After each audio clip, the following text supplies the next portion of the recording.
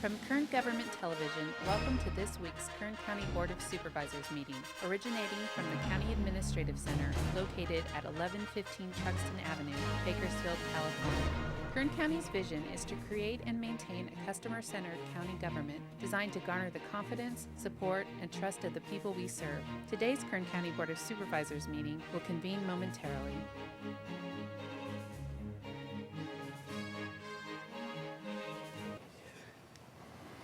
Board reconvene. Madam Clerk, please call the roll. Supervisor Gleason. Here. Supervisor Scrivener. Here. Supervisor Maggard. Here. Supervisor Couch. Here. Supervisor Perez. Here.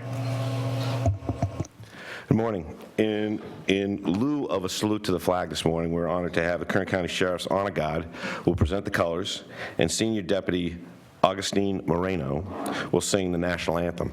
After we retire the colors, please remain standing for a moment of silence, prayer, and meditation.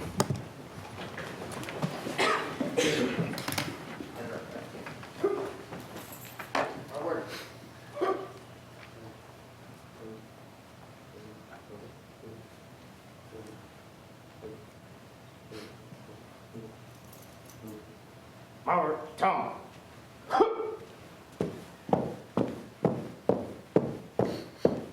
Teach it. Man. Breathe it.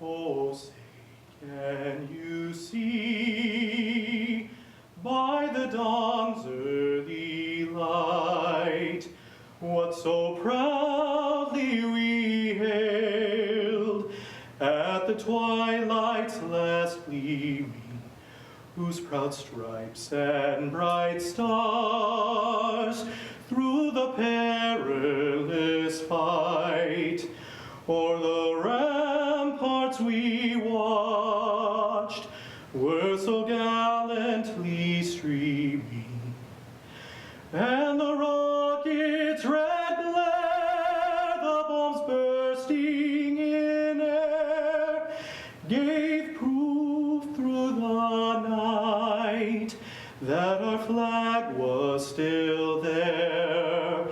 Oh, say does that star-spangled banner yet wave o'er the land of the free and the home of the brave? Order. Road. Our work.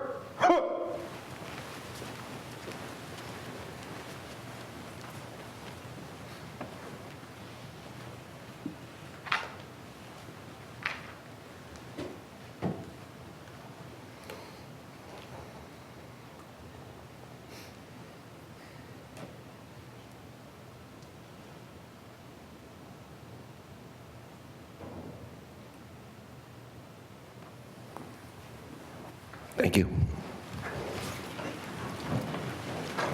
Great job, Sheriff. Thank you, sir.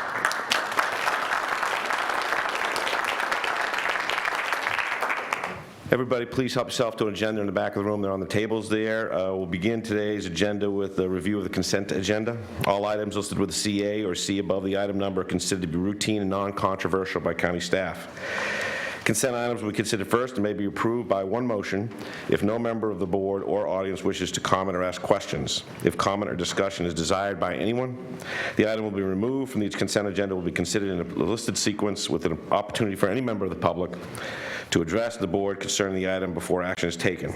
So reviewing the consent agenda under resolutions and proclamations, item number 2, departmental requests, airports 8, Animal Services 9 through 11, Assessor Recorder 12, 13, Auditor Controller 14, Clerk of the Board 15, County Council none, Employees Training Resource 17, Human Services 18 through 20, Kern Medical goes from 22 to 24, Mental Health Services 25 through 36. Parks and Rec goes to items 37. Public Health Services, 40. Sheriff, 41 through 43. And that does it for our consent agenda. Any member of the public wishing to pull any item off the consent agenda? Seeing none, bring it back to the board for a vote. Motion on consent. Second. Please cast your votes. The motion is approved, all ayes. Thank you. Brings us to item number 1, proclaim May 11, 2016 as Day of the Teacher in Kern County. Supervisor Maggard. Thank you. Motion to approve the proclamation? Second. Please cast your votes. Motion is approved, all ayes.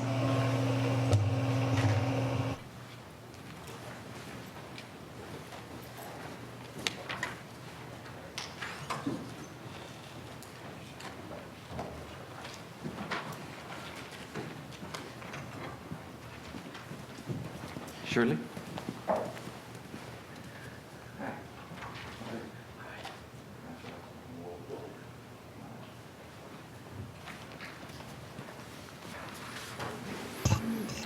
Come up close, okay. Good morning, colleagues. As I look around at all of us sitting behind these desks, I am certain that none of us are doing anything, or all of us are doing something that no one in our family had ever done before. Why is it that we are doing something that nobody had ever in our family had ever done before? That's because somebody inspired us to think about what could be that had never been before. And yesterday, or 2 days ago, was Mother's Day, and certainly my mom always believes in and loves me, and same with your moms with you. But it was likely a teacher that caused you to think about something that never had happened in your life or your family before, caused you to think about some place to go, something to do, something to aspire to that you never thought was possible. That was likely a teacher in your life. And we're very excited today to be able to proclaim May 11th, 2016 as the Day of the Teacher in Kern County. I'm joined by Shirley Wold, who is the president of the Kern Division of the California Retired Teachers Association. How many students do you think you've had in your career? Oh, probably about 3,500. 3,500, wow. And you touched every one of those lives. That's pretty neat thing. Well, I'd like to present this to you and then have you tell us a little bit more about what we're going to celebrate here on May 11th. But the Board of Supervisors, the County of Kern, State of California, has officially proclaimed May 11, 2016 as Day of the Teacher in Kern County. This has been entered into our official minutes, evidenced by the signature of our chairman, the Honorable Mick Gleason, on May the 10th, 2016. Tell us what's going to happen on Day of the Teacher and a little bit about what we can do to just say thank you and support them. Well, first of all, I want to thank you, as you were an excellent school board member. Various things are happening around the county and at individual schools. It would be nice if there's a teacher that you particularly appreciated to let them know whether they're currently working now or retired. I'm a third-generation teacher with the Bakersfield City School District, which is it's kind of strange to even be a second-generation Bakersfield person. I would like to say that this is greatly appreciated by the many, many teachers that can't be here because, guess what? They're in there teaching right now, and our counselors and psychologists and principals. So I will see that this is shared, and I invite all of you to personally thank a teacher. Thank you, Shirley. Thank you. Congratulations on your career and all the lives you touched. I think she wants to take a picture with you. Come on. There you go. There we go. Now what's going on? Beg your indulgence, thank you. Okay, ready, set, 1, 2, 3. Thank you very much. Congratulations. You're welcome. Thanks for the kind words, David.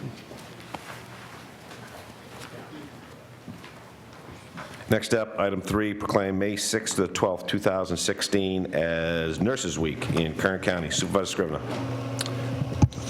Motion to approve? Second. Cast your votes. Motion is approved, all ayes.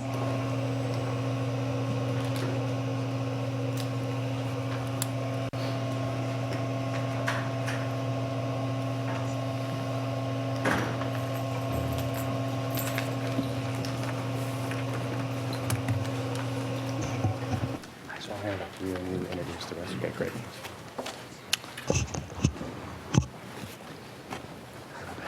Hi, come on, just go ahead and squeeze up so we can all try to get into the shot as much as we can. Well, good morning, Mr. Chairman and members of the board.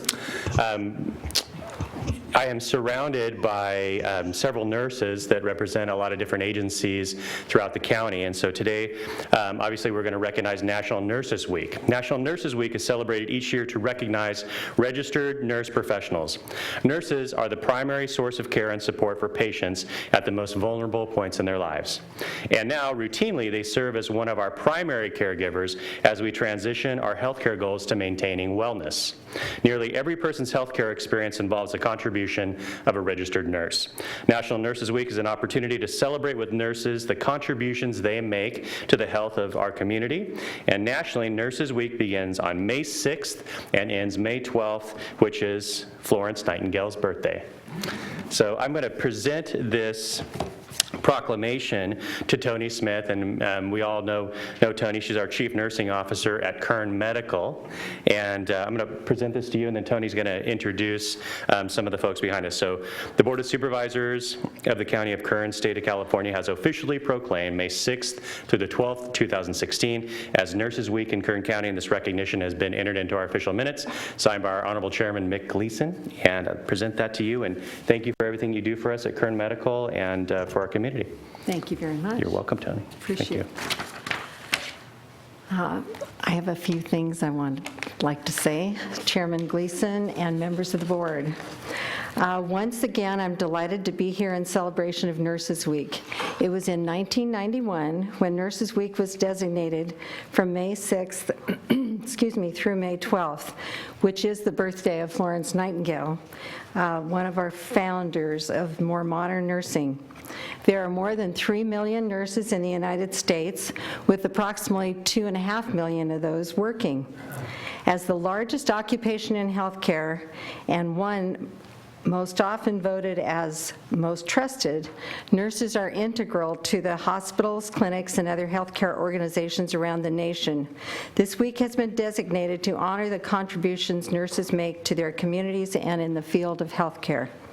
I would like to thank your board for being very committed and supportive of the nurses of Kern County and Kern Medical for many years. I would also like to thank our more than 550 nurses for the contribution they make to outstanding patient care. We consider each one of them a very valuable asset. At Kern Medical, our nurses participate in the care of an average of 130 inpatients a day and monthly 200 births, 3,500 emergency room visits, and 450 surgeries. In our outpatient clinics, they assist with many of approximately 10,000 visits monthly. Our nurses are united by a desire to care for others in their greatest times of need. They are committed to partner with administration, medical staff, other hospital services, our patients and families to make the Department of Nursing's vision statement, partnering with you to provide extraordinary care, a reality. We're proud to join the American Nurses Association and numerous other healthcare organizations in our county and across the country to celebrate Nurses Week. During this week, we will honor many of our outstanding nurses and the amazing job they do in creating a safe and comfortable environment for all who come to Kern Medical for care. At this time, I would like to introduce to you a few of our honorees. First of all, those candidates who we submitted for the Association of Kern County RN of the Year. Kathy Badgley for Lifetime Achievement. Cindy Norvell for Leadership. Cindy, just here. Janet Barrett, Education. Ruby Reyes, Advanced Practice. And not able to be with us today is Megan Coffey for Bedside Nursing. I want to comment that Kathy, Cindy, and Janet were chosen by the association as 3 of their 6 county winners.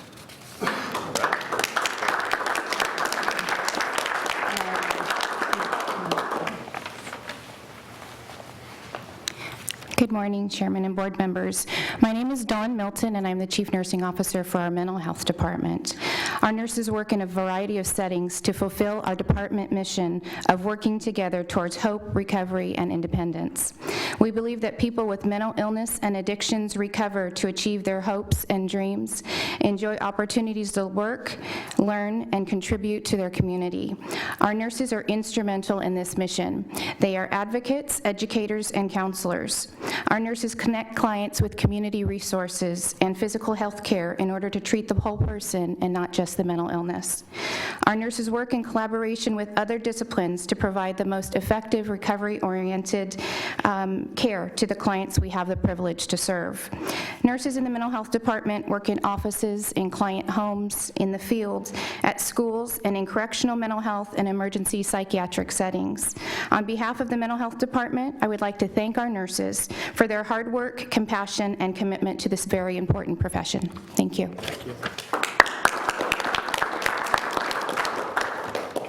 Thank you, ladies. Thank you, Mr. Chairman.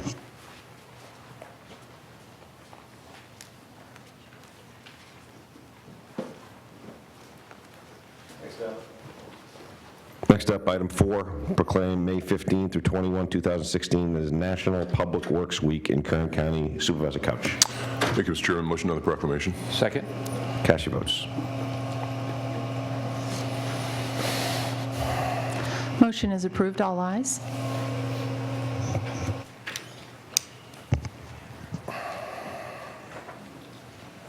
No. Fill in the blank. All right. Mr. Chairman, members of the board, it's my pleasure today to introduce National Public Works Week. And this year's theme is Public Works Always There. And I think we can all attest to that. We've all experienced the fact that these people are there for us just about any time we call them. In Kern County, communities depend on Public Works 24 hours a day, 7 days a week, 365 days a year. If you just can sort of imagine living without fresh water, sewer systems, transportation, trash pickup, even just clean buildings and surroundings, it's nice to know that the men and women who spend countless hours in the public works profession are always there and they're always ready. Within the county, those professionals are represented by the following departments: airports, the Public Works Department, which has been created recently, which consists of the Engineering and Surveying and Permit Services Department, which is represented by Mr. Fenton here, who will speak in a moment. The Roads Department, Solid Waste, and each of those departments also has administration, accounting, operations, and maintenance. It's also represented by our General Services Division of the County Administrative Office, and it's also represented by the Parks Department. Now, those departments together all work together to maintain the services and the facilities that we all really take for granted, but we depend on. For those reasons and more, I'd like to recognize the contributions of the County Public Works employees, and I'll read the proclamation and present that to Mr. Fenton and allow him to say a couple of words. It reads, the Board of Supervisors, County of Kern, State of California, has officially proclaimed May 15th through the 21st, 2016 as National Public Works Week in Kern County, and this recognition has been entered into the official board minutes. It's signed by our Honorable Chairman, Mick Gleason, signed today, May 10th, 2016. Mr. Fenton. Thank you. Thank you. Supervisor Couch, Chairman Gleason, members of the board, I'll keep this short and sweet this time. I do appreciate the recognition and the proclamation. Next week is National Public Works Week. I think Supervisor Couch laid it out pretty well, the various things that we're involved in. And it's not just getting things built and constructed and dealing with other developers that all have a part in our public works, but also the theme this year is always there. And this year of all years, it's been pretty apparent with El Nino and the various storms, because even just last weekend we had the downpour, and the maintenance guys are out there 24/7 trying to keep the roads safe, and a lot of stuff goes on behind the scenes that not too many people are aware of.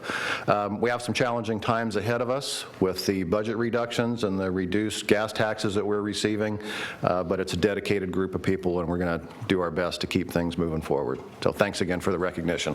Thank you. Thank you, Supervisor Couch, and thank you, Mr. Fenton. Brings us to item number 5, proclaim May 16th to 20th, 2016 as Peace Officer Memorial Week in Kern County, and request permission to fly flags at half-mast during Peace Officer Memorial Week. Supervisor Perez. Thank you, Chairman. A motion on proclamation? Second. And do we need a motion to authorize permission to fly the flag, or have we already done that? That needs to be included in this motion. So your motion will be to proclaim and to make presentation, authorize permission to fly the flag at all sheriff's office facilities at half-staff during the period of observance. Indeed. Is it a seconded? Second. Yes, I second it. Please cast your votes.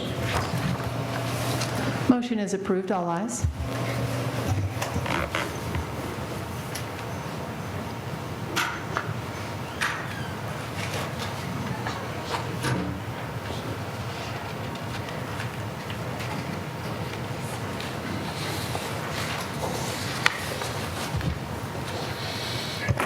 Good morning, Chairman Gleason and colleagues. Thank you for the privilege of presenting this particular proclamation, Chairman. So greatly appreciated.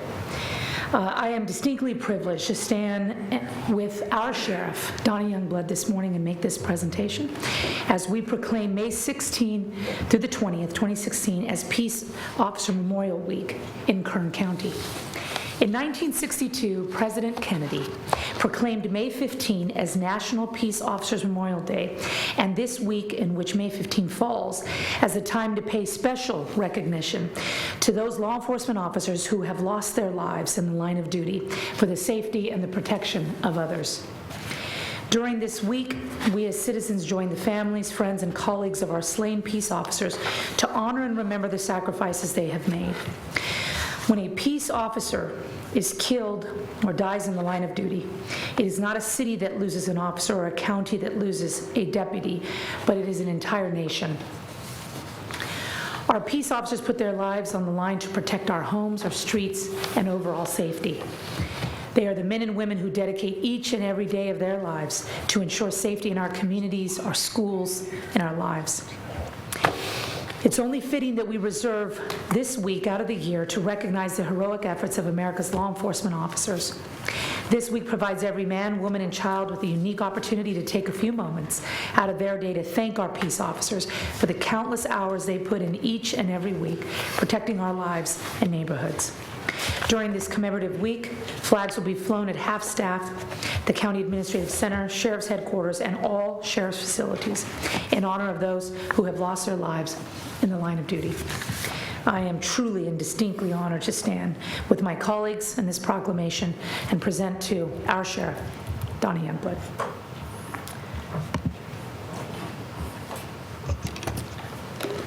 Thank you very much. As you know, I've stood before you the last, several years, and we've talked about how lucky we were that we weren't adding any new names. This year we will. As you recall, Bakersfield Police Department lost Officer David Nelson. He wasn't a deputy sheriff, he was a Bakersfield police officer. The uniform was different, however, everything else was the same. So we will add a new name this year. I appreciate this very much. I know that the officers in this community know they're appreciated by the members of the community. When you see one, thank them for doing a good job. We have over 1,000 deputy sheriffs in our county, and over 400 Bakersfield police officers. And we only lost one, but that's one too many. If you look across the nation, there's a trend that's occurring against law enforcement. And I think that this week will magnify the loss that occurs because of a part of society that does not want to follow our laws. So with that, when you see the wall, please stop, pause for a moment, and thank you very much.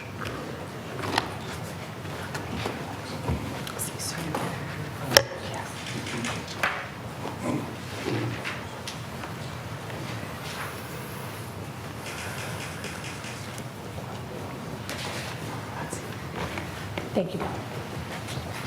Thanks, Supervisor Sheriff. There are no words to describe how we feel. Thank you very much for all you do for Kern County.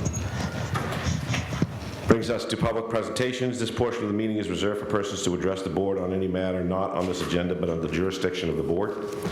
Board members may respond briefly to statements made or questions posed. They may ask for a question for clarification, make a referral to staff for factual information, or request staff to report back to the board at a later meeting. Speakers are limited to 2 minutes. Please state your name and spell it before making your presentation.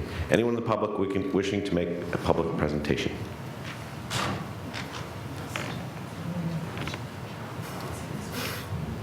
Do you want to make a public presentation, sir? Oh. So it's on an agenda item that you want to speak to? Yes. Okay, perfect. Then you don't need to do this. I see nobody in the public wishing to make comment. I'll close this and bring it back to board for board member announcements or reports. Supervisor Scrivener. Well, thank you, Mr. Chairman. As you all know, I wasn't here at the meeting last week, and so I thought I'd tell you all where I was. I received a personal invitation from the Secretary of the Air Force to attend the 63rd Annual National Security Forum at the Air War College Maxwell Air Force Base in Alabama. It's in Montgomery.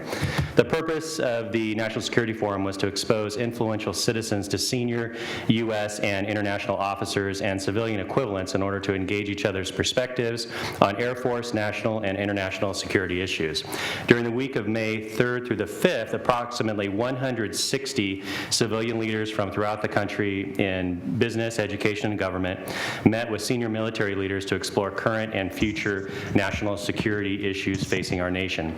The NSF provided a great opportunity for an open and candid exchange of ideas among these guests, senior military and civilian leaders, and Air War College students. So I attended lectures and met in seminars for in-depth discussions with the various military leaders. And so our class, which is about a dozen military officers, were from all different branches of the military, and actually some foreign officers as well. We had one from Brazil, Bangladesh, and Italy, in addition to the Air Force, Army, Navy, and Marine officers that were there. So it was a wonderful experience, gained a lot of insight into the mission, particularly of our two military installations here in Kern County, China Lake Naval Weapons Station, and of course Edwards Air Force Base that's in my district. There's geopolitically, there are a lot of emerging threats that are out there to our national security, as well as risks that we have here at home for cyber terrorism and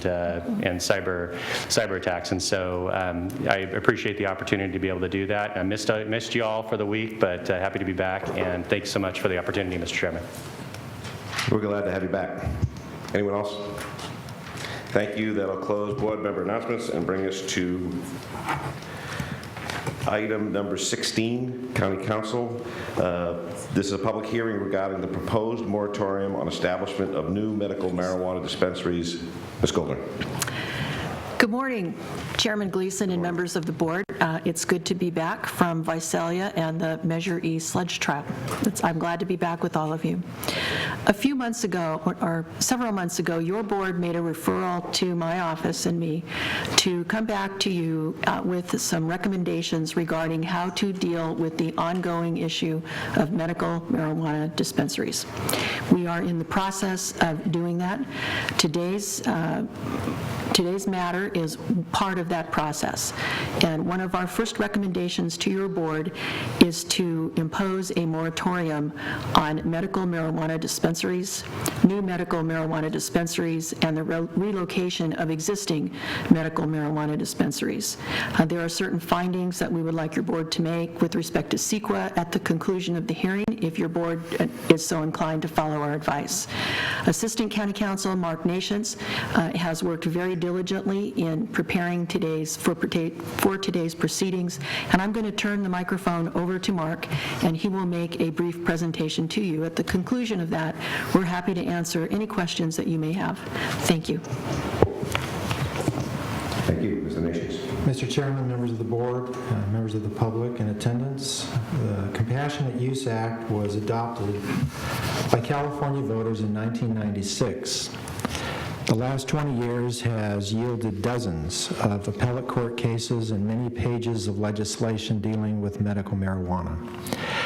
Where we stand right now is both the state Supreme Court and the legislature have recognized the authority of local jurisdictions to regulate or ban medical marijuana dispensaries. There is being put into place a statewide regulatory scheme that requires state-issued permits to grow, process, dispense, and deliver medical marijuana. Nevertheless, that legislation also recognizes the right of local jurisdictions to regulate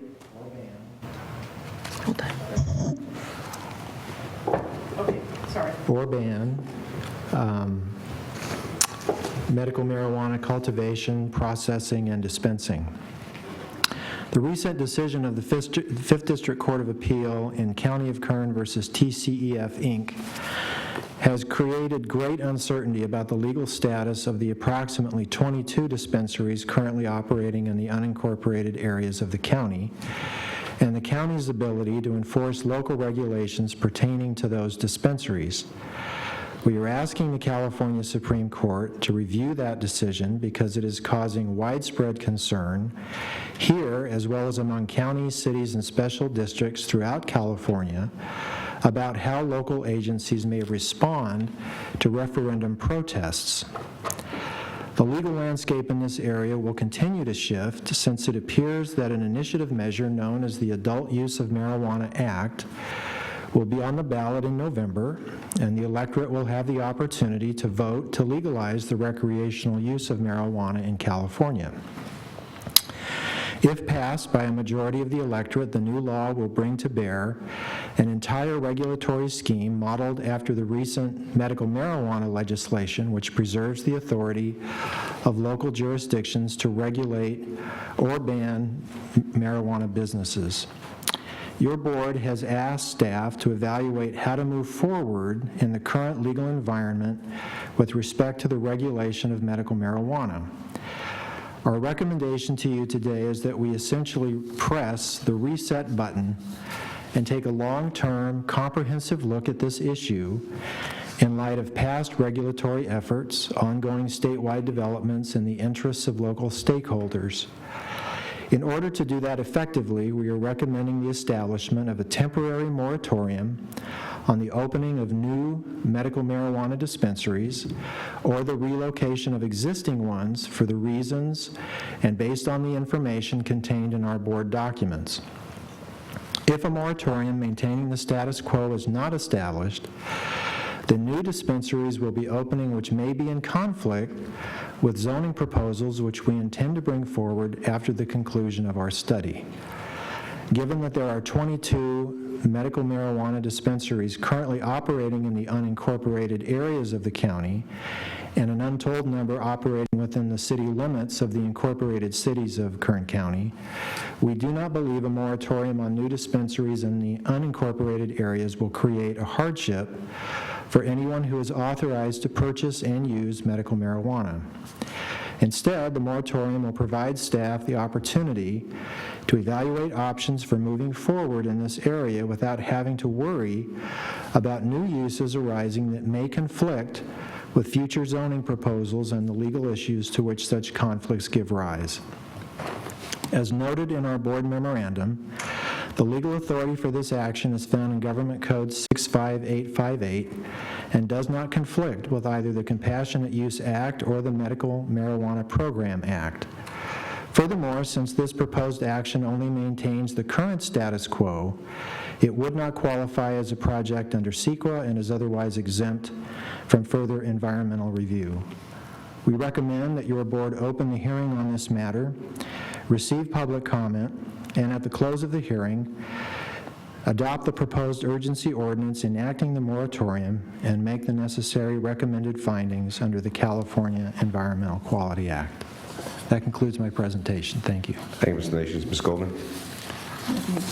Okay, we've had the presentation. We'll open public hearing for people who would like to comment on this. It is now open. If you'd like to make a comment, please come forward. There's probably be a bunch of you, so why don't you all start working your way down towards the front of the room to cut down the time so we can hear all of you. And yes, sir, please. Good morning. My name is Jay Jameson, Jamieson. My question for the board, particularly for Mrs. Goldner, is in light of County of Kern versus TCEF, What is the legal authority for the moratorium on dispensaries? Thank you for your question. We'll take that. We'll take a bunch. If you'd sit down, please, we'll get that. We'll answer that question. I have some other questions. I will reserve those for later. I'd like the floor again later, please. Sure. How many questions do you have, sir, Mr. Jameson? Well, I'd like to have that articulated, and I have some follow-ups to that. Have a seat. Thank you. Good morning. My name is Nathan Acuna. I'm an advocate and a patient for the legalization of marijuana. Years ago, the county began an effort to develop a relationship with those of us that were in the business of dispensing marijuana legally to patients who qualified under the direction of their doctor.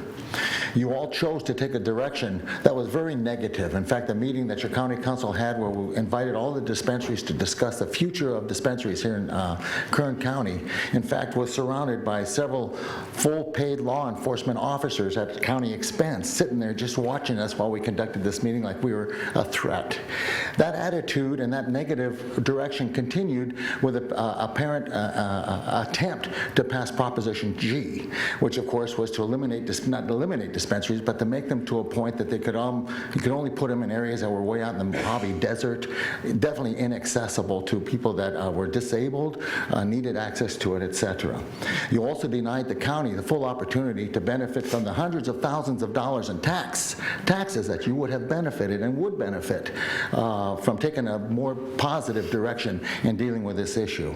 Once again, this effort made by the county council today continues to reinforce an attitude that is negative, whereas, yes, the status quo exists in the county jurisdictions. Fact is, over the confusion of what's been going on in the county recently, especially with the judges ruling against the county, etc., many of us, as far as in the business, do not want to get involved in the county area because of fear that, once again, our inventory would be taken, our money would be taken, and some of us would be facing penalties, including federal prison time. So, with that in mind, I ask you and encourage you, please do not adopt this action that has been presented, that you consider maybe forming a committee of dispensary owners, people and maybe patients, and yourselves that have an interest in coming up with a real viable, positive plan. Once again, we ask that you not eliminate, but to regulate. Thank you. Thank you, Mr. Acuna. That's Acuna. Acuna. Yeah, thank you. Thank you, sir. Hey, good morning. Hi, Douglas McAfee, President of Bakersfield Normal, and I've been involved with cannabis for decades and was president of Bakersfield Normal when Prop 215, the Compassionate Use Act, was adopted in 1996. It's been 20 years since then, and I know that there's collectives, there's got to be 100 collectives in Kern County and the city. There's a lot more than 22. But the people should have safe access to cannabis, and what I've seen in the last 20 years is like the county and the city both neglecting the will of the people. The people support collectives in Kern County. People in Kern County do. And there was a Measure G passed. It was just trickery. And so we don't want any more trickery. And I'm saying do not put a moratorium on cannabis dispensaries for the people. The people deserve to be treated like with humanity and to be treated like humans. And to send them away is like really telling sick people that you don't care. And thank you. Thank you, Mr. McAfee.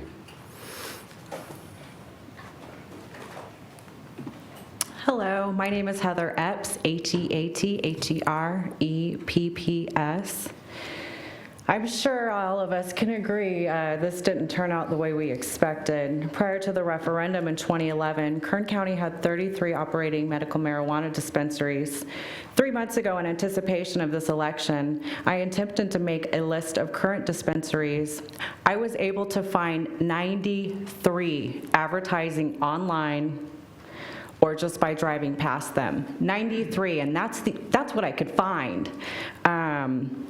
I quickly realized 2 weeks into my information gathering there are so many shops that open and shut down that an accurate list is completely unattainable. The county is in a fiscal emergency. We do not have and will not have the funds to enforce anything. Code compliance and law enforcement do not have the funds in their budget to address any of these issues, and all of the shops know it. They know they don't even have to allow them in their doors. County Council prepared secondary findings, and what I thought was very interesting was an NBC News article in 2009 that was referred to. It says the Denver Police Department estimated that about 17% of marijuana retail shops had been robbed or burglarized in the last year. But more importantly was the next sentence. That was the good news, a bit less than liquor stores at 20% and banks at 34%, but on par with pharmacies. When you consider the information County Council provided from the new trip generation data, it states dispensaries generate 5 times the amount of traffic than a pharmacy. If you compare that or combine that information with the NBC News article that dispensary robberies are on par with the amount of pharmacy robberies, despite having 5 times the amount of foot traffic, they have the same amount of robberies. Those are actually impressive statistics. Mr. Gleason, I saw your news interview, and I'm happy to report across the state of California the shops have gotten their acts together, and the state has figured out a way to, sorry, I lost my, It's okay. how to manage these enterprises. AB 266, known as the Medical Marijuana Regulation and Safety Act, was signed by Governor Brown in October of 2015. This bill has a complete regulatory scheme governed by the Department of Consumer Affairs, the Bureau of Medical Marijuana Regulation. It includes taxation, zoning, licensing, and enforcement. Banning them to zero because we are not in the mood to regulate them is unacceptable and irresponsible approach. It is this board's responsibility to serve this community. During the referendum, we registered 6,000 people to vote and turned in 9,000 more signatures than we needed in 28 days. Our community voted 69% in favor of regulation. Kern County is number 15 in the state for marijuana sales. How will you enforce a moratorium if you have no idea where the shops are, where they're operating and where they are located? 93. I agree with the moratorium, but now the county needs to get their act together, work with the city and the shops, because it is our entire community. It's not just the county of Kern, it's the city of Bakersfield. We will begin circulating an initiative petition this week for the city of Bakersfield. It is a proactive approach to the new laws going into effect in 2018. I hope the board will review and consider a different approach. We have a viable solution that could relieve the county of shuttering these illegal businesses and future litigation. Thank you. Thank you, Ms. Epps.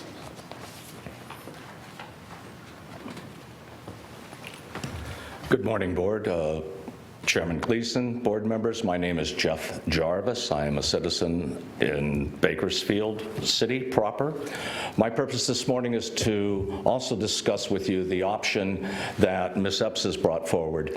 In October, the governor has signed into legislation AB 266, which was a bipartisan effort by both Democrats and Republicans and the governor to establish a framework for medicinal cannabis. In light of those actions, our group has brought forward to the city of Bakersfield an initiative petition that mirrors AB 266, which will provide a framework for an ordinance for the county. I'd like to present this for your review. I'd like you to examine it and would be more than willing to sit down and discuss the ordinance in its entirety, but I think the beginning is to at least give this to you, allow you to look at it. This gives you a framework to regulate medicinal cannabis, to provide a safe environment for our community, and to receive a tax revenue base. The city, we've proposed a 10% base. That translates to hundreds of thousands of dollars in new tax revenue for this county and the city. In light of today's financial situation, I think this is a very viable option. I think it puts the board in a position of acting in a responsible manner and acting in a proactive manner for this problem. Thank you, Mr. Jarvis, if you'd hand that. And I can assure you we'll look at it. Thank you, sir.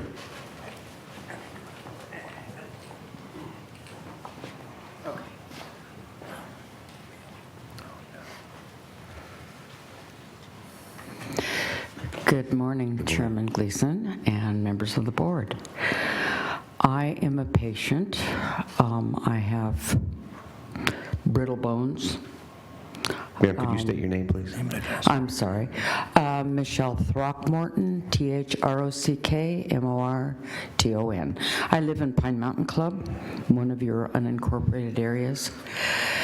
And right now I do travel to Los Angeles to receive my medication.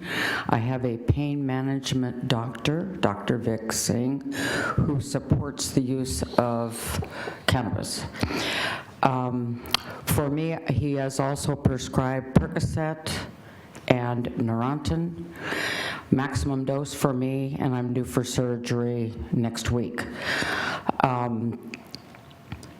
The problem with the Percocet, as you know, is that it is addictive, and I don't think I can addict to anything if I choose not to. So, but there are people that don't have that type of personality, and therefore they're in huge trouble. Example, most recently would be Prince. And the issue there was Percocet. So these drugs, these prescribed drugs, are of great concern to me. I am worried sick about it. My condition is not going to improve. It'll steadily worsen. So the use of cannabis is a better source for me. It does allow me to sleep at night. There are different types of cannabis. One is the THC, and evidently that's for, quote unquote, the high. I use the other cannabis, which is just for pain and for sleeping. The travel to Los Angeles for me over the next 3 months is going to be impossible because I will be bedridden post-surgery. I have stocked up on cannabis, which now puts me in an illegal mode because I have too much at home, but it's got to get me through 3 months. And I can't have anybody else pick it up for me. I must go into a dispensary and get it myself. So I would like to see a dispensary in my area, and 2 have been closed down in the last 6 months. So please reconsider that. For those of us in Pine Mountain Club, there are a number of senior citizens up there who have pain issues. So I beg you to please reconsider dispensaries in your unincorporated areas. Thank you. Thank you, Mrs. Throckmorton. Excuse me. Good morning. Good morning. My name is Charles Hall, and I'm just an old Vietnam vet. And I have 5 herniated discs. And when I go to the VA for health care, the doctors always ask me, would you like to prescribe some medication for your pain? And I just tell them no. I use medical marijuana, and that seems to be working. I like Michelle, I use it at nighttime, and it helps me. So if I don't, I wake up every 15 minutes and have to change positions. And I don't want to, they offer the pain pills. I don't want to go there because I have family members who are addicted to Oxycontin and other drugs. I have one sister-in-law who gets prescribed all this Oxycontin every month, and she takes it out and sells it on the street so she can buy heroin because heroin is cheaper. So, this is, I think the big problem is the, prescription drugs. It's like nobody seems to be addressing that these days. Everybody is so focused on medical marijuana. And prescription drugs are just such a terrible problem in this country. And then I see, the Board of Supervisors and all elected officials, they always want to, squash any, the opening of dispensaries and such. And, this is why they wonder why we have such an angry electorate out there. It's like I hear people when they run for re-election, they all say, we need more freedom, personal choices, and then they don't they don't come through. It's like they where's our personal freedoms? It just seems like we don't have them because people just decide, well, we're going to decide for you what your freedom is. But anyway, I just think that please consider this, because we need an access to this medicine. And that's it. Thank you very much for listening to me. Thank you, Mr. Holm. Thank you for your service. Good morning, gentlemen. My name is Jack Throckmorton. I'm Michelle's husband. THROCKMORTON. I live in Pine Mountain Club. I'm a 30-year member in good standing at Pine Mountain Club. I've retired from Gentle Tire and Rubber Company after 33 years. I'm an avid golfer, and I began to get severe leg cramps after I'd play a game and I couldn't sleep at night. And I visited 3 doctors in Bakersfield to treat my leg cramps, and none of them worked.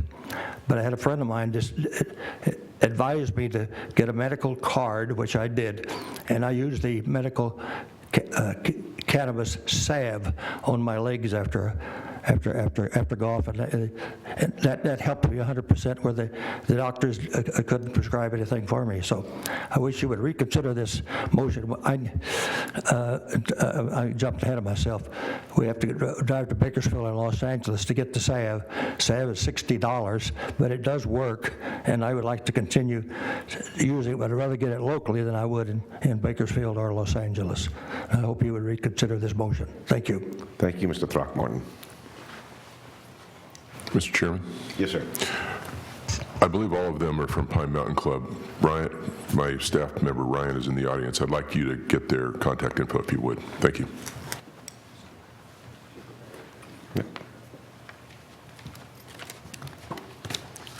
Good morning, members of the board. My name is David Abbasi, A-B-B-A-S-I.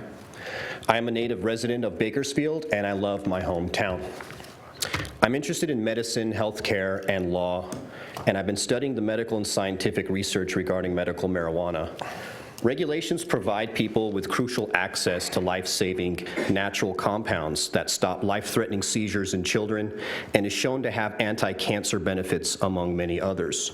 Regulations also provide local jurisdictions control and safety, public safety. You can regulate and tax it so it won't be a Wild West situation and it becomes a win-win situation, one that you can actually enforce legally.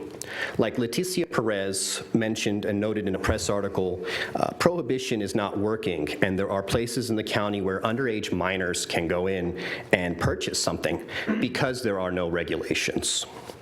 The 2009 ordinance allowed medical marijuana dispensaries. The board enacted a moratorium in 2011 to discuss new regulations, but instead they decided to ban it altogether. The voters of Kern County responded with a referendum and gathered the signatures needed to stop the ban, but the county decided to go against the will of the people again and devised Measure G. Measure G, the voters thought they were voting on regulations, but they got a ban in disguise. It was a monopoly for one. Attorneys Phil Ganong, Jamie Hall, and Abraham Labad were able to show that the county was breaking state laws and going against the will of the people. The recent ruling from the 5th District Appellate Court in Fresno states that the 2009 ordinance is still in effect and has been this entire time, and that the county's actions, enforcement actions, were illegal. I think this moratorium is illegal because you've done this already before. You've gone through this for the same thing, really. So despite that, I think it's time to work with us and draft reasonable regulations instead of wasting millions of dollars. We're working with the city to enact regulations that go with the state's new regulations. And I will leave my number. Thank you, guys. Mr. Abbasi, when you say you're going to leave your number, what do you mean? My phone number. You want to give it to us? Yes. Each of us? Yes. If you could write that down and pass that along, make sure we get it. Absolutely. Thank you, sir. Thank you, Mr. Thank you for your Abbasi. time. Thank you.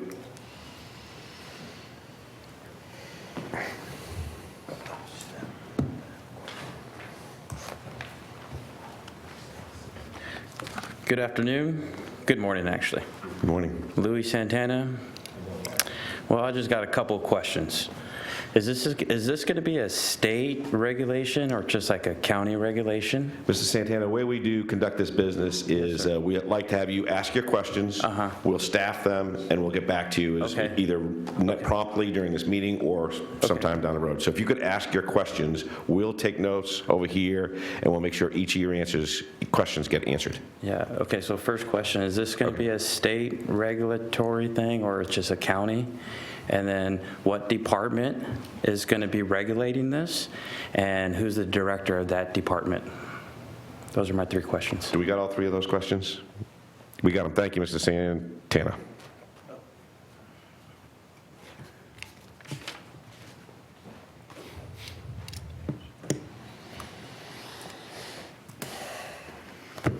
Good morning, Lorelei Oviatt, Director of Kern County Planning and Community Development.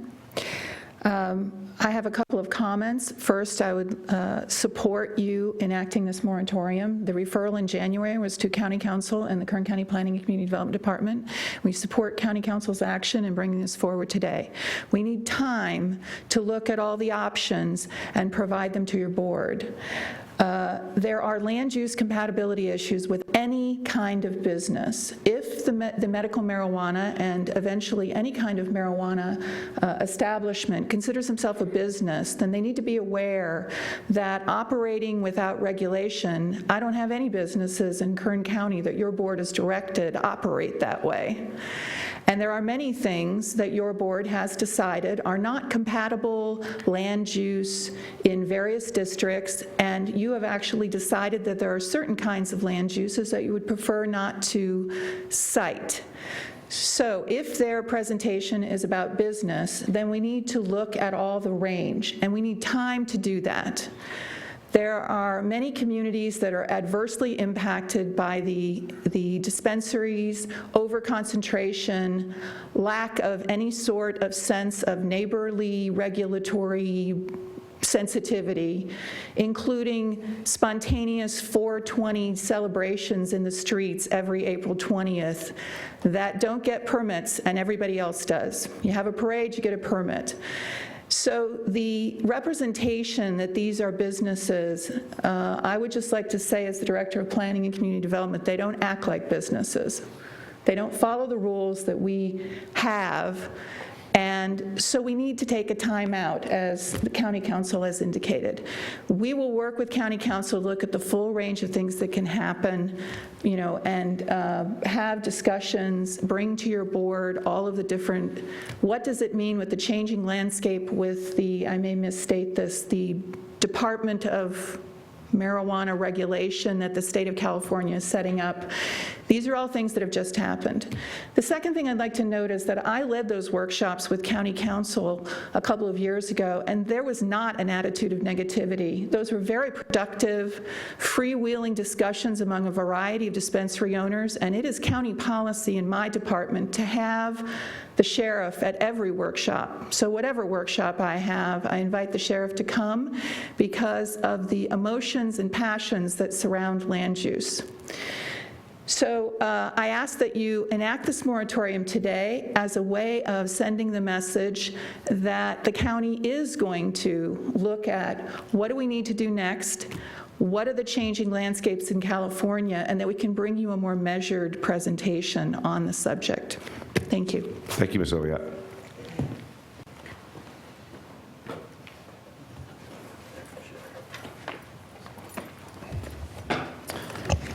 David Fluhart, Havilah, 1st District.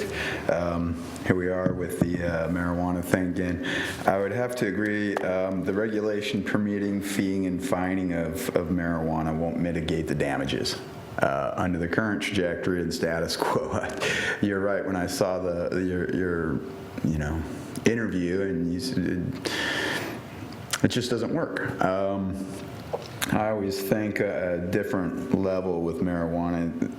Both sides are almost equally wrong in my perspective. the whole issue needs to be reassessed, redefined, and retooled to something completely different than what it is. I don't know. I mean, I guess people need to make money. People need to have jobs chasing people. I don't know. It's a big quagmire, and you guys are stuck in the middle of it, and quite honestly, on the losing side of it.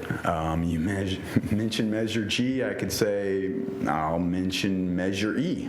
You know, doesn't make things right sometimes, and it can be a big hole in the ground that you guys have to deal with. A totally different perspective on nothing, not taking anything away from staff and administration or the people behind me, but totally new way of looking at things. Kern County prides itself on being a state leader in a lot of different things. And you guys are pretty much the last ones to really take a look at the topic, and you can pick and choose where you want to go because everybody else has done their play. And so really it's up to you five and your staff and administration to figure out how you want to work the situation to create something better than what's out there and what the state has and all this other goofy stuff. I don't know. Basically, it's an open field. It's undefined. And you can push the issue wherever you want to go. You got a captive audience. One thing, as much as I can agree with the moratorium, bad thing is you're pushing people to the streets where they only have one selection of marijuana but a whole bunch of other fun things to purchase, which is just really bad. And I think the sheriff would have to agree with that. Okay, you didn't quite follow it. You go to a street dealer, they got meth, they got heroin, they got whatever the heck you want, and only one type of weed, probably Mexican brick if they're focusing on something else. Okay, the moratorium really doesn't matter because I think everybody can find marijuana if they want to. Okay, you don't have to go to a store. You can probably find it from a friend or somebody that's more trustworthy than a store. The whole discussion is goofy. I don't know how to say it, but you guys, you know, one way or another, back and forth, been to tons of different meetings with people, and everybody's got an opinion, and it's just a quagmire. I don't know how you guys want to go about it, but have fun messing with it, because it's just going to be a pain in your neck. I guess that's it. I got a whole bunch of notes here, but I'll running out of time and dragging on. Thank you very much. Thank you, Mr. Fluha.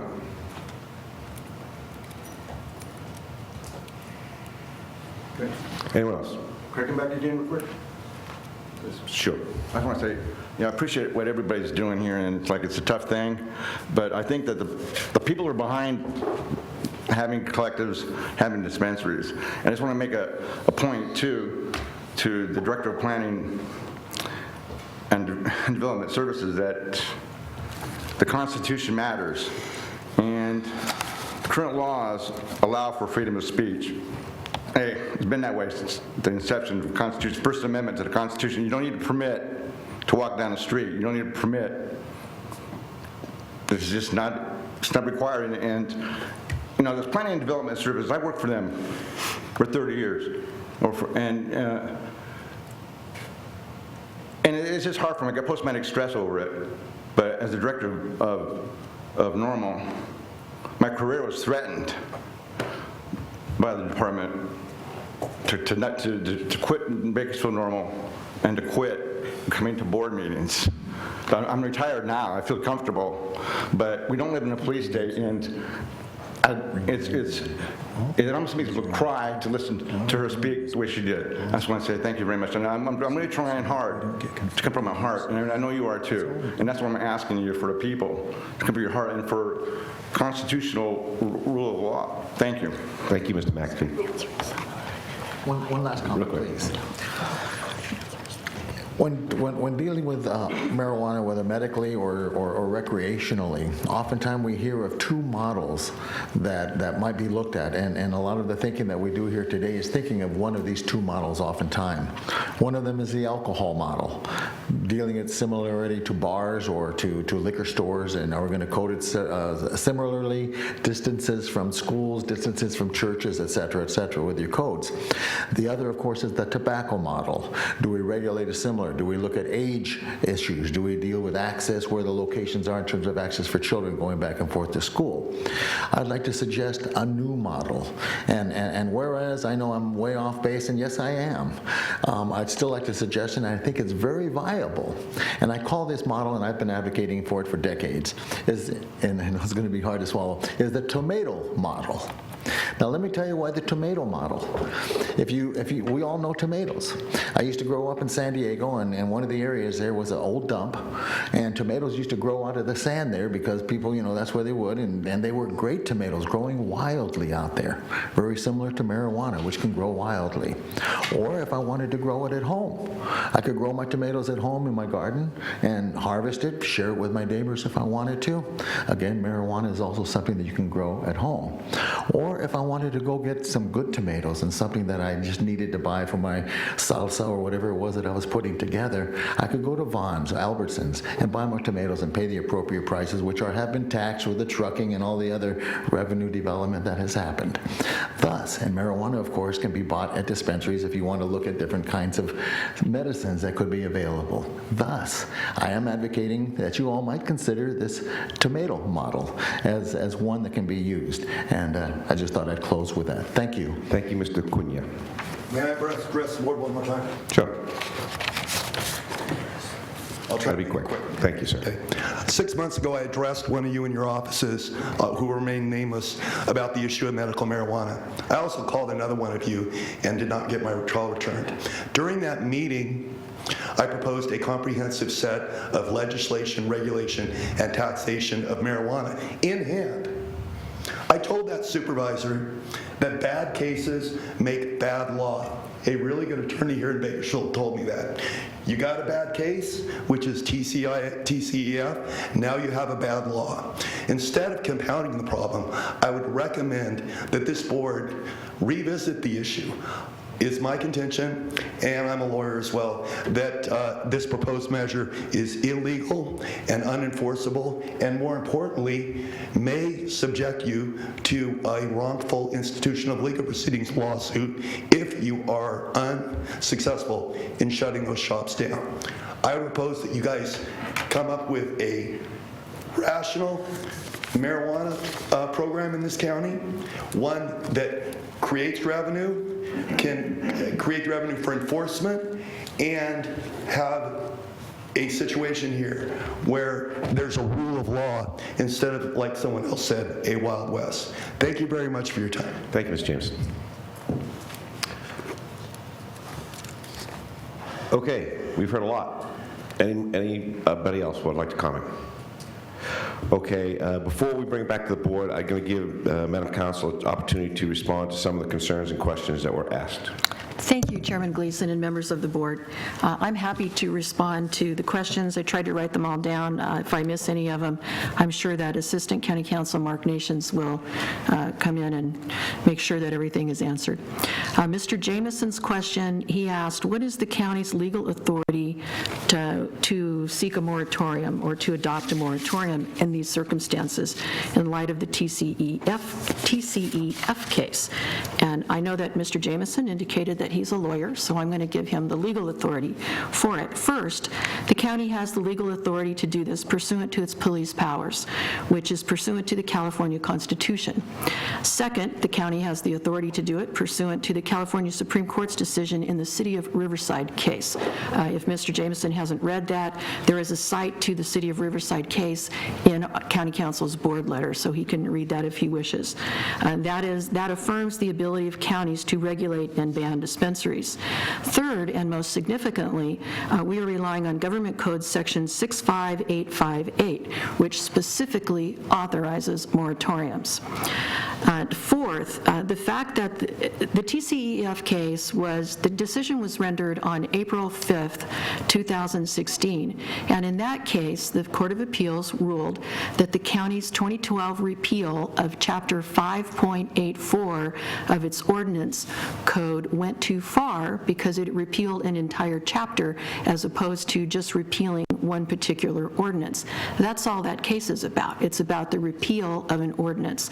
The TCEF case does not have anything to do with moratoriums or Government Code Section 65858. So it has no effect on what we're asking your board to do today or your board's decision with respect to that request. Finally, I think that answers the question as far as what the legal authority is. I know that Mr. Jameson came back up and suggested that the county consider something that he may have provided to a supervisor. I want to remind your board and also Mr. Jameson and anyone who may be listening or watching that the purpose of this request today to impose a moratorium is for us to press the pause button so that we can consider everything. And if Mr. Jameson has something that he would like our office to consider, I'm happy to consider it. I haven't seen what he gave a supervisor. If he wants to send it to me, he can come and I'll give him my email address. I've known Mr. Jameson for a long time. I think we've always gotten along quite well. So I'm happy to speak to Jay at any time about anything that he may want to suggest. And I mean that genuinely. The second concern that I wrote down was Mr. Nathan Acuna. And Mr. Acuna was concerned about, pardon? Acuna, excuse me, Mr. Acuna. His concern was, I gathered that he suggests that the county should do something to protect him and others from getting in trouble for violating federal law. This ordinance today has nothing to do with federal law. This is a county ordinance that we are proposing, an urgency moratorium ordinance. It is true that under the Federal Controlled Substances Act, the possession, use, distribution, sale, cultivation of marijuana is illegal. It is a law. It is a crime under federal law. We are the county. We don't enforce federal law. We can't enforce federal law. We can't do anything that would protect Mr. Acuna from federal prosecution. That is a risk that he and anyone else that uses, grows, cultivates, distributes, sells marijuana, that's a risk that they take personally, and that's something that is in the hands of the United States Attorney's Office. So there's nothing that we can do to protect Mr. Acuna and his colleagues from federal prosecution. As far as I think Mr. Santana asked a question about what kind of ordinance is this. This is a county ordinance. He asked who is going to enforce it. Enforcement typically in matters like this is handled by code compliance. He asked who is the head of that department. The code compliance is run by, it's a subdivision of another department, but Mr. Greg Fenton, who appeared here today on another matter, is in charge of code compliance. So those would specifically answer his questions. And I think that that addressed all the specific questions that anybody asked. I'm going to turn the mic over to Assistant County Counsel Nations to see if he has any further comments that might provide assistance to your board in considering our request today. Thank you. Mr. Nation. I really don't have anything to add other than everything's on the table, and we are prepared to listen to everybody that has a stake in this and come back to your board in the future with some proposals. Obviously, the final call on this is yours, but I want the public to understand that we are taking a new look at this, a long-term, comprehensive look at this, as I said earlier, in light of all of the recent legal developments. Thank you. Thank you, Mr. Nations. Okay, public hearing is closed, and bring it back to the board for comments, considerations, thoughts, and a vote. All right. Supervisor Scrivener. Thank you, Mr. Chairman. I have a couple of questions I want to make sure that they're clarified. So this moratorium, Madam Counsel, doesn't close any existing dispensaries, correct? Supervisor Scrivener, through the chair, that is correct. It stops any new dispensaries from opening up, and it stops any existing dispensaries from relocating. Okay, thank you. What I've seen the last 6 years or so that I've been here is that this issue has been a moving target, so to speak. The court cases continue to create a new environment for us. Also, we have a pending initiative on the state ballot. It looks like, I think that was qualified for recreational use being legalized, and so that again would create a situation where we may be forced into regulating. I know that it does provide for some opportunities for local governments to restrict dispensaries, but I think that what's important here is for us to be able to limit the proliferation of more dispensaries while we're trying to figure out what our options are. I think this will provide an opportunity for our staff to have discussions with the advocates for the dispensaries, just as they've asked. They'd like to work with us to develop regulations, and so I think that this moratorium gives us time to be able to do that rather than have those discussions while more dispensaries are open that we may have to deal with in the future. I look at my community of Rosamond, that I think we've had up to 6 or 7 dispensaries in that very small town, and that's been really problematic for neighboring business owners in the community. And so I think if this moratorium gives us an opportunity to restrict more dispensaries while we try to figure out what the best course of action is going to be a good thing for not only the county, but also I think for the dispensaries and the advocates as well. Thank you. Thank you, Mr. Scrivener. Mr. Mayor. Thank you, Mr. Chairman. Clearly, this is has not turned out in a way that's satisfactory to anybody. Those that are earnestly trying to dispense marijuana for medical purposes, those that are consuming it legitimately for medical purposes, those that are doing it illegitimately, or for the county trying to regulate it.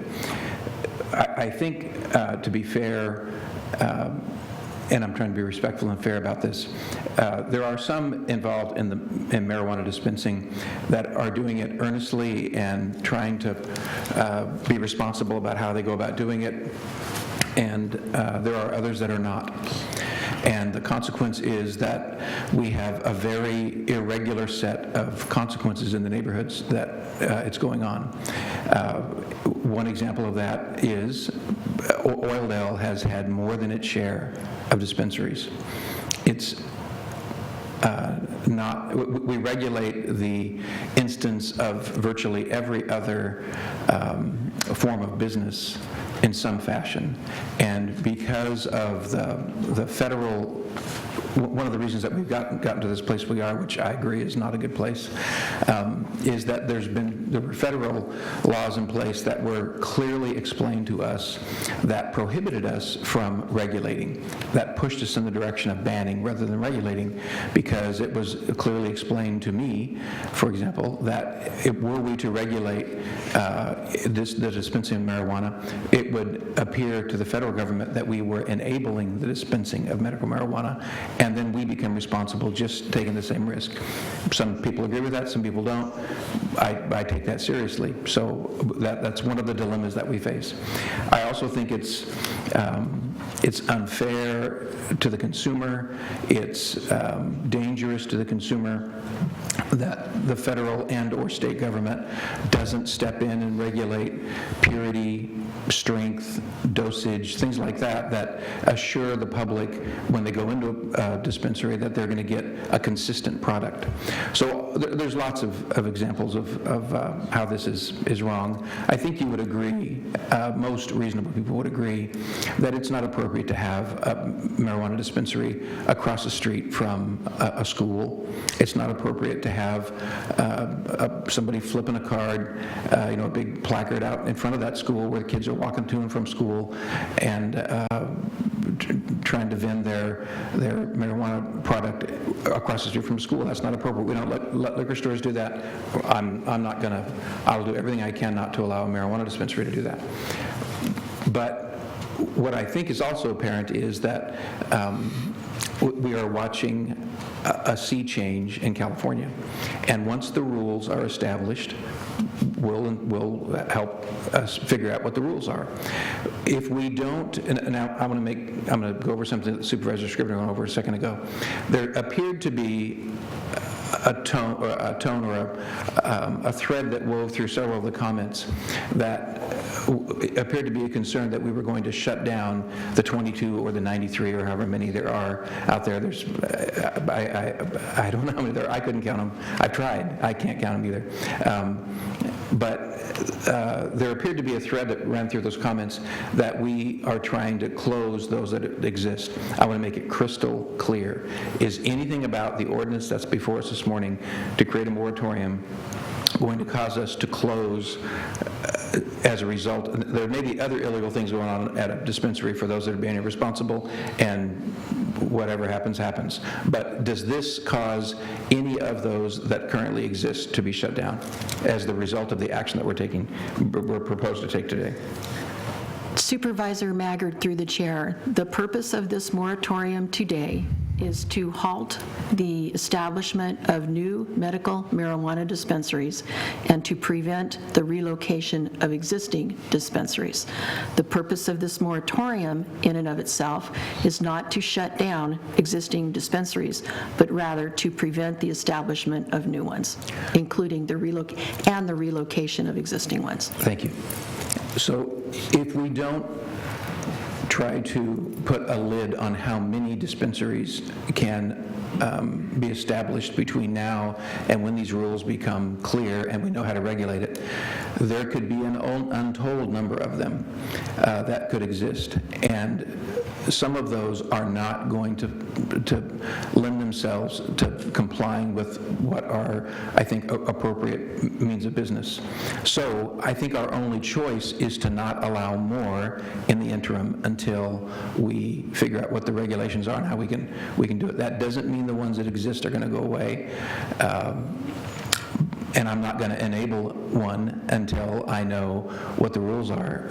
I'm not going to ask my colleagues to enable one until I know what the rules are and what the consequences are to us as we try to regulate them.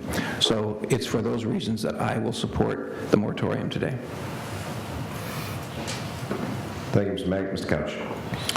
Thank you, Mr. Chairman. I appreciate the comments of Supervisor Scribner and Supervisor Maggard, and I don't feel the need to add to those, so I'll make a motion on the staff's recommendation. Thank you. Thank you, Mr. Couch. I'd like to throw my 2 cents in before we vote.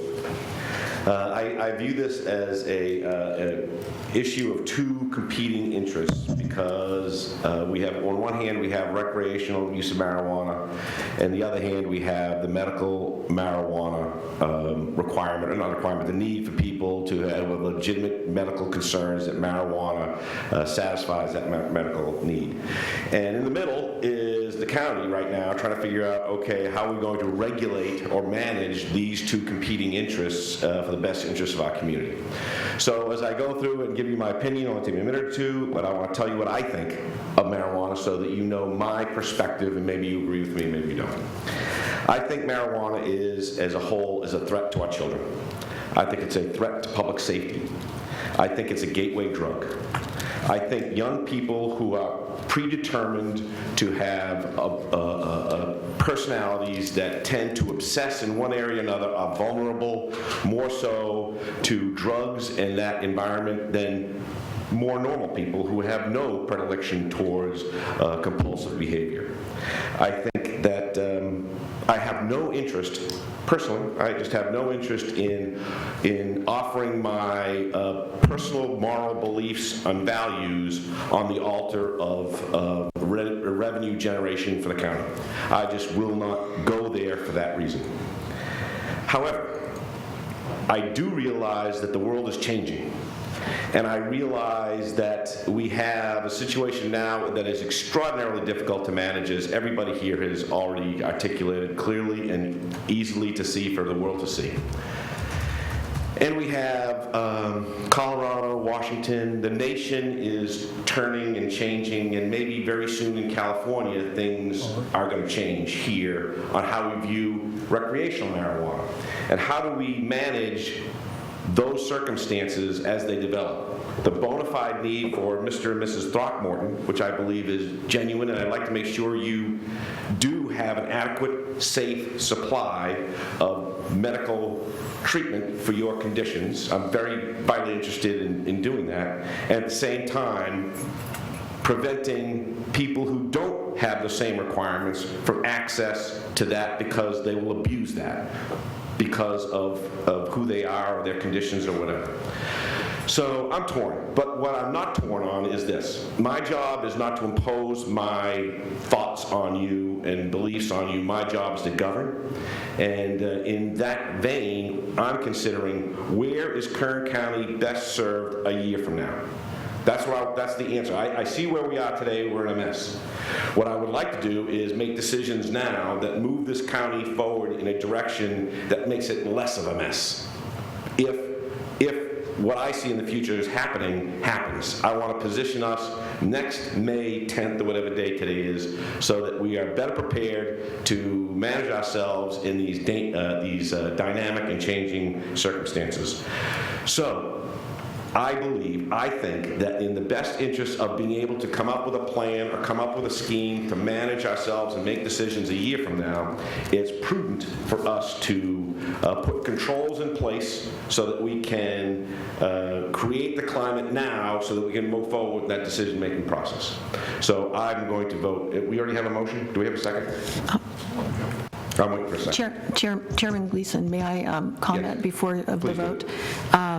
The motion, I believe, was to adopt staff's recommendation. I would just like to clarify the staff's recommendation, and that is our recommendation is to adopt an urgency ordinance, the urgency ordinance, enacting a moratorium on the establishment of new medical marijuana dispensaries and the relocation of existing dispensaries, and further, to make findings that adoption of the ordinance is not a project under CEQA pursuant to CEQA Guideline 15378 and is otherwise exempt from environmental review pursuant to CEQA Guidelines 15308 and 15061B3. And I want the record to reflect that the recommendation includes not only adopting the urgency ordinance, but also making those CEQA findings. Thank you.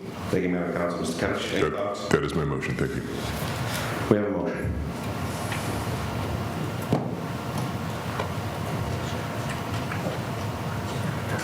I'll second it.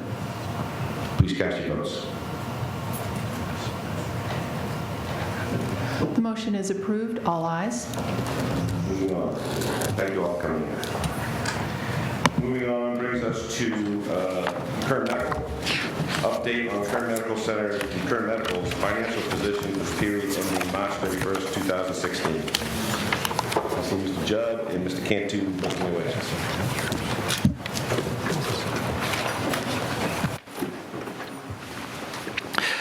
Good morning, Mr. Chairman, members of the board. Russell Judd, the Chief Executive Officer at Kern Medical.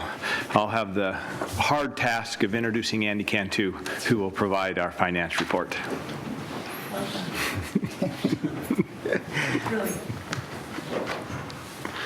Good morning. I'll be brief. For the month of March, we had a very good month. $69 million of charges, $7 million over better than planned. Net patient revenue of $17.8 million, $17.7 million, about $4 million better than budget. Net operating revenue overall, $29.5 million versus $25.6 of a budget, $4 million favorable to budget. Salaries continue to run under. You can see about $800,000 better than planned. The one line item that sticks out is supplies. We continue to accrue for an issue that we may have going forward, so we are planning for that right now. You can see that it's $1.7 million over budget for supplies. Total operating expenses, $27.9 million versus $25.8. Overall, as an EBITDA, you can see $1.6 million positive versus a negative $200,000 EBITDA. Bottom line, close to $1.8 million positive net income with a break-even budget of $1,000. Year-to-date, we're at $7 million positive versus a $23,000 break-even budget. Next slide is our patient cash collections. You'll see we continue to improve in cash collections. Starting in October when we went to ICD-10 where we had a drop-off, which we expected. You can see we've grown up to $17.7 million in the month of March. And next slide, final slide is just our current loan balance as of March is $18 million. I'm going to stop there and I'll take some questions if you have any.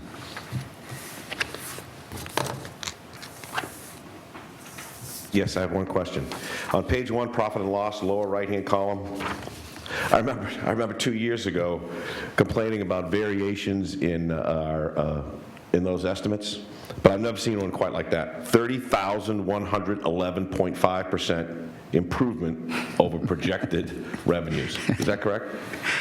Well, it's favorable to our break-even budget. Okay. That is such good news. Thank you. Mr. Chairman. Please, Ms. Koch. You just need a motion to receive and file? So moved, and thank you guys very much. It's getting to the point where the news is so good we don't really want to let you go now. Yeah. Thank you. We have a motion, but before we have a second, is there anyone in the public who would like to make comment on that particular issue? Seeing none, bring it back to the board. We have a motion. Second. Please cast your votes. Motion is approved. All ayes. Thank you, Ms. Cantu. That brings us to, are we done, Mr. Judd? Okay. That brings us to Parks and Recreation. Mr. LaRue's here. We're going to talk about item number 38, request for approval of mid-year capital asset acquisitions of 1 utility vehicle, 1 enclosed trailer, 1 mower, in an amount not to exceed $45,500. Mr. LaRue. Good morning, Mr. Chairman, members of the board. I get to my little paperwork here. The department is requesting approval to purchase some mid-year capital items. The first item is a utility vehicle to replace a utility vehicle that was actually stolen through a break-in at our parks yard. This vehicle is used for spraying, picking up trash, emptying trash cans, and transporting small equipment. The second item is a garden trailer to replace a 1972 garden trailer. This trailer is used to transport equipment to various parks through our groundskeepers who work with our work release program. And the third item is a four-wheel drive 72-inch mower to replace a 72-inch mower at Hart Park. Therefore, it's recommended that your board authorize the mid-year capital asset acquisition of 1 utility vehicle, 1 enclosed trailer, and 1 mower in an amount not to exceed $45,500, and authorize the auditor controller to process the specified budgetary adjustment and accounting transaction. This concludes my presentation. I'd be happy to answer any questions. Thank you, Mr. LaRue. Let's open up public comment. Anyone in the public like to make comment on this particular issue? Seeing none, we'll close it, bring it back to the board for comments and considerations. I move approval. Second. Please cast your votes. Motion is approved. All ayes. That brings us to item 39, request to accept donation of $5,000 from the Greenfield Walking Group for Rexland Acres Park future soccer facility. Mr. LaRue. Mr. Chairman, members of the board, this is something that's fantastic. We work with the Greenfield Walking Group all the time. They're a group that we work with through Building Healthy Communities, our Recreation Action Team in South Kern, improving the parks down in Supervisor Leticia Perez's district. They've been raising funds to actually eventually have what I call an indoor soccer facility outdoors. Basically, it's a concrete slab with fencing like a tennis court, and you've got 5-inch basically boards around that, and it's kind of like a floor hockey, but you actually play indoor soccer. And the reason why that's much more successful and is being done is because you can take a smaller footprint in an actual park rather than building, as an example, an indoor soccer facility in a gymnasium, which a lot of facilities have right now. But footprint is quite a bit larger if it's indoors. So they have gone about and are continuing to raise funds, and we are going to put those funds into a special account for this future park, and we're working with them to continue that fundraising. We hope to have that done sometime in the next year, but it's going to take a lot of hard work, and this is really the first step. So we definitely want to thank Hema Perez and Jose Perez, Jose, I forgot his last name, I apologize. But they've done a fantastic job out there with working with the soccer group, and it's a bunch of high school kids that are actually working with them. So with that, I'd ask that your board authorize accepting this donation, and also authorize the signature of that thank you letter to the Greenfield Walking Group. Thank you, Mr. LaRude. Let's open up public comment. Anyone in the public like to speak on this issue? Seeing none, I close public hearing and bring it back to the board. Supervisor Perez. Thank you, Chairman. Bob, this is a lot of money. These are everyday folks that are not in the business of fundraising, and to be able to amass this amount of money and to give it over to the county in trust for their betterment of this park and this community is extraordinary.